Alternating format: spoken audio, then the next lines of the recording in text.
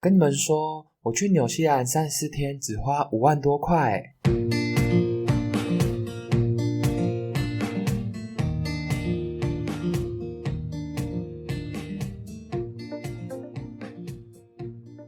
Hello， 大家好，我是诺。相信大家前面听到我说我去纽西兰34天只花5万多块，一定觉得我在唬烂。所以呢，接下来我将会一一的为大家分析我到底为什么只花5万多块就可以在纽西兰住34天。首先呢，我去纽西兰，我呢是采用打工换宿的方式。打工换宿顾名思义就是你每天工作大概2-3个小时的时间去换取免费的住宿，那剩的时间你就可以去做你自己想做的事情。当初为什么我会想要采用这个方式去纽西兰呢？因为我那时候高中刚毕业，想要去国外常住一阵子，但是呢我又不想要花太多钱。我看到网络上大家在讨论说，使用打工换宿这种方式的话，其实算是非常省钱的，因为在不论是澳洲或是纽西兰，他们其实都非常缺人力，所以当地其实人力的成本很高，因此他们才会有你每天工作2-3个小时的方式去换取免费的住宿。那接下来我就会提供我在台湾的时候怎么找到当地的打工换宿的机会，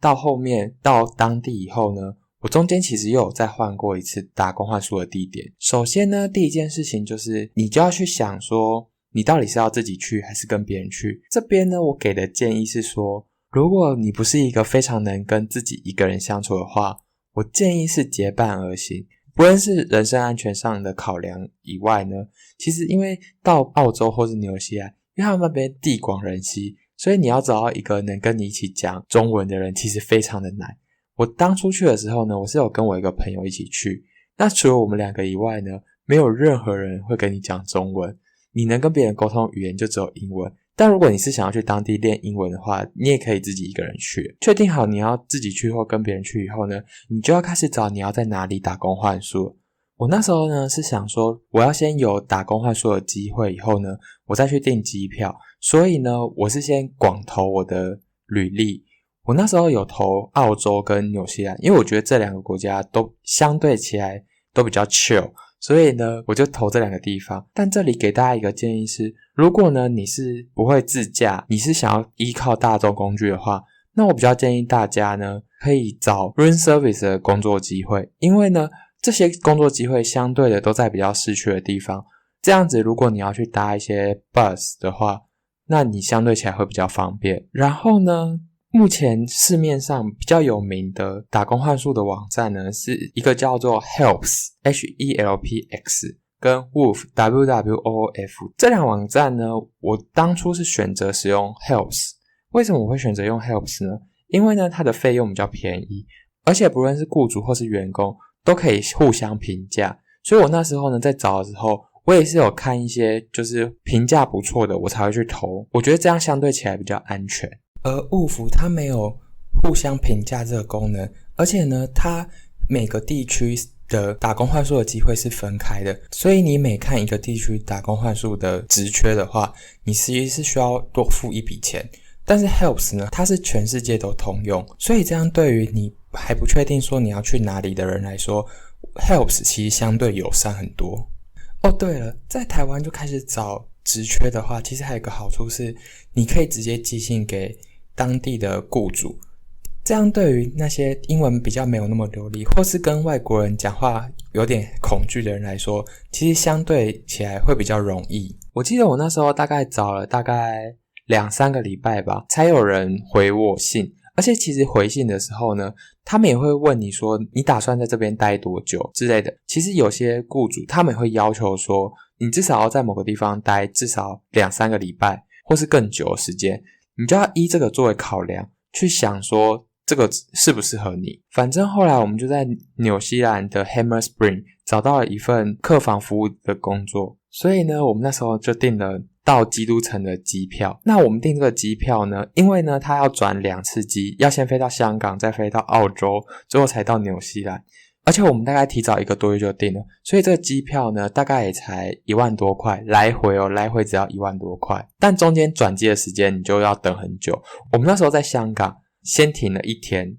就早上到了以后晚上才飞飞机，所以我那时候呢其实是早上的时候到香港以后，我是有先入境去吃东西玩一天以后我才出境飞去澳洲，然后后来到纽西兰以后呢，我们就先在基督城玩2天左右，玩2天以后呢，我们这时候我们是有买一个叫 Intercity 的，就是他们当地的巴士的票，它这个票呢它是好像大概1000块左右吧，它是有一个里程数，然后你可以搭那个里程，反正算是有点像类似悠游卡概念，就是你先储1000块进去，然后你可以搭多少公里，对。然后呢我们后来呢就到了我第一个打工换宿的地点在 Hammer Spring， 而我们打工换宿的工作内容呢是做客房服务，我们在那边是由一对华人的老夫妻经营的，然后他们那边是一栋一栋的小木屋，所以我们每天呢其实就大概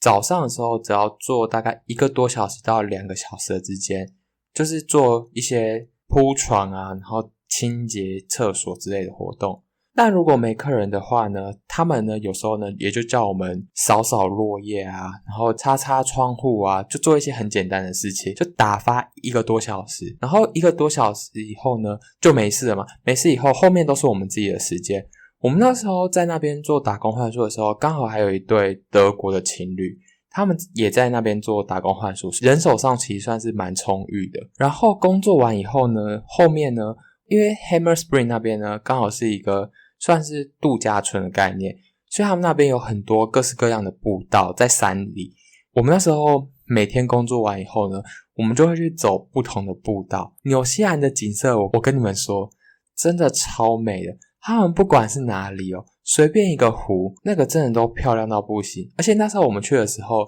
大概6月多，那时候就是刚好有点秋冬的时候，那个树都是红色的，然后看起来超漂亮的。但是呢我那时候住在那里的时候呢，因为我们那时候才刚满18岁，所以我们其实还没有考到汽车驾照，所以我们那时候在台湾的时候呢，我们并没有考虑到说其实 Hammer Spring 那里只是一个度假村，我们能到的范围其实非常的有限。所以我们大概在那边大概待了2-3天以后呢，我就开始想说是不是应该要开始找下一间打工换宿的地点，因为我们要去1个多月嘛。我那时候就想说我想要再换到另外一个地方，因为我们第一个打工换宿的地点它其实是完全没有限制说你要在这里待多久。然后呢这时候呢因为我们已经到当地了嘛，然后我们有办当地的手机号码，所以呢我们到当地以后呢，我们就开始用打电话的方式去询问说是不是哪里有打工换宿的机会。但是呢刚刚有讲到说7月在那边当地其实是冬天嘛，他们那边冬天呢其实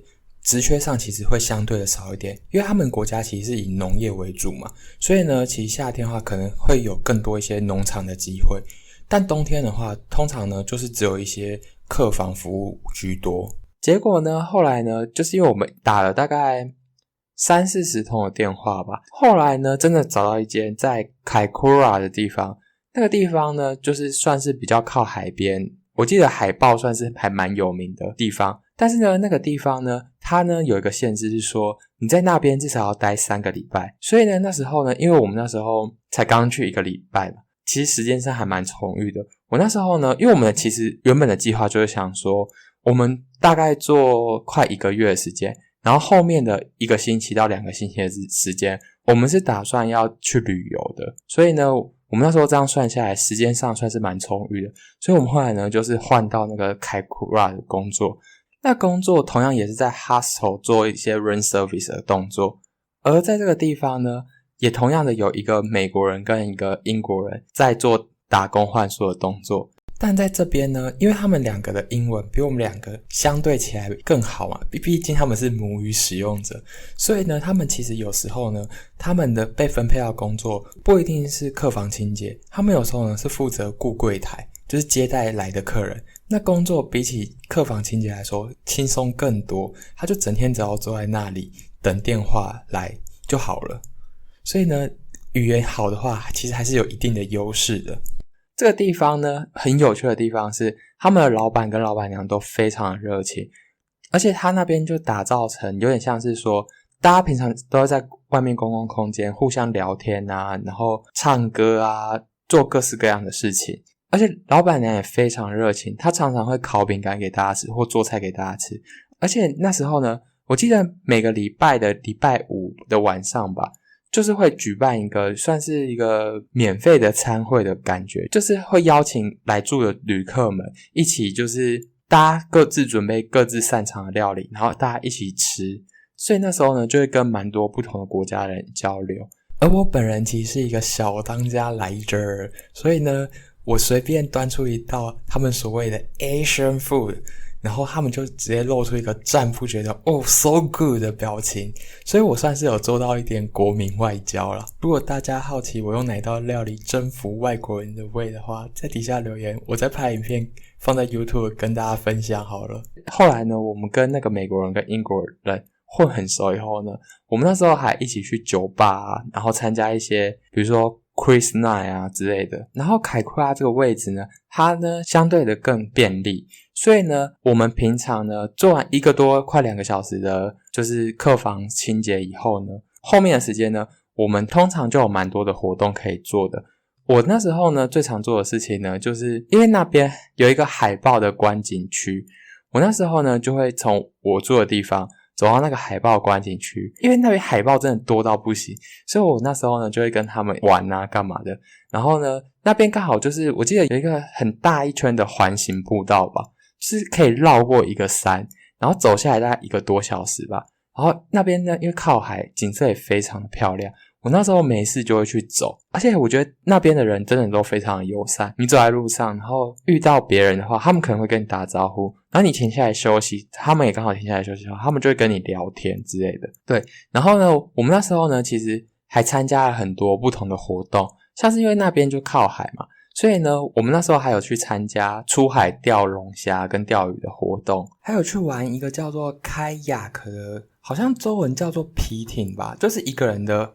独木舟在那边滑。而且我不得不说，外国人的体力都好到一个不行耶。我跟我朋友，我们2个是滑最后，而且还被教练一直说滑快一点，不要拖的，我觉得很好笑。所以呢，生活其实过下来算是真的蛮惬意的。然后接下来我要讲关于吃的这方面，因为呢，当地呢其实肉类非常的便宜，对我们这种很爱吃肉的人来说，算是真的非常的棒。就是我们通常都吃牛排，偶尔吃一些青菜啊、生菜沙拉之类的，这样吃下来其实花费真的不高。因为那边其实最有名的是 fish and chips， 但是因为你不可能一直吃那个很容易腻，然后他们那边的餐馆呢其实也没有特别好吃，再加上我本人真的太会煮菜了，所以造就我变成一个挑食宝贝，什么菜我都煮得出来，所以就觉得那边的餐馆其实真的很普通。而且因为在当地真的太多时间了，所以你会闲到一直想要自己上网找一些食谱来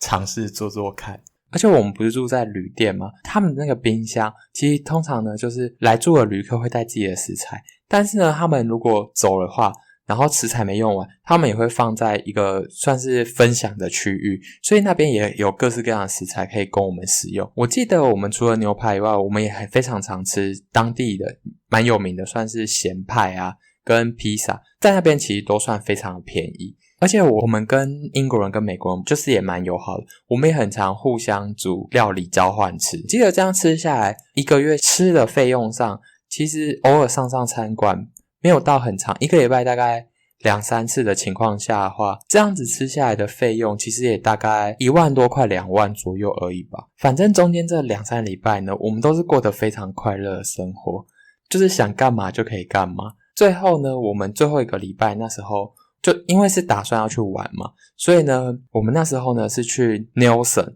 就是魔戒制作跟拍摄的地点。我们去那边玩，然后去报名一些课程啊，跟参加一些 one day tour， 然后最后这样子就是慢慢玩回基督城。我记得最后1个礼拜的花费就大概2万多块吧，所以其实最后我们回到台湾以后呢，我去结算下来，我们大概就只花5万5、5万6左右而已。我觉得总结下来说，为什么我去住纽西兰34天可以只花5万5？因为呢，其实当地最贵的其实是什么？其实是住宿。而住宿这个部分呢，其实我们已经省掉大部分的，我们只有大概1个礼拜多的住宿是自己的，其他都是不用钱的。所以这样算下来真的非常的便宜。而且我觉得说，你每天呢工作大概1个多小时快2个小时，其实真的不会影响到你旅游的时间，因为你大概可以早上8点左右你就起来，然后开始工作，